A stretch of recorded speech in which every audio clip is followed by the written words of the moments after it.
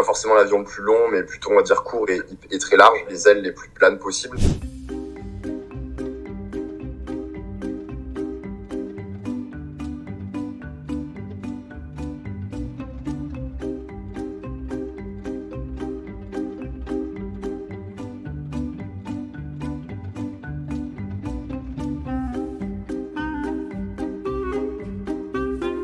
Moi, de mon côté, j'ai essayé de le faire un peu, pas forcément totalement symétrique. Parce que comme ça, quand il était en l'air, tu lançais le plus haut possible.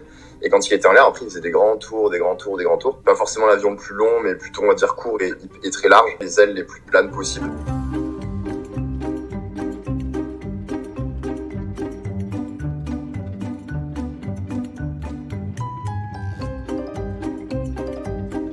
Jamais j'ai eu de vocation ou de passion pour ça, forcément. Comme tout le monde, moi j'envoyais des avions en papier quand j'étais petit, à l'école, des trucs comme ça. Et en fait, à Besançon, en école d'ingé, et on était, du coup, en tant que BDE, on avait aussi un ambassadeur dans notre équipe, ambassadeur Red Bull, du coup, il travaillait pour la marque. Il y avait les qualifications à cette époque-là, et sa manager, elle lui avait demandé, vas-y, est-ce que tu as moyen de l'organiser sur Besançon? Et on s'était dit, dans notre école, avec un immense hall et tout ça, ça peut se faire. Et on s'était inscrit pour un peu booster, attirer du monde. Et moi, à la fin de l'événement, je m'étais dit, écoutez, les gars, on est tous inscrits, donc autant qu'on participe et qu'on teste, qu'on s'amuse un peu, qu'on voit. J'ai regardé un tuto sur YouTube, juste avant de lancer. Et en lançant, j'ai direct fait le meilleur temps.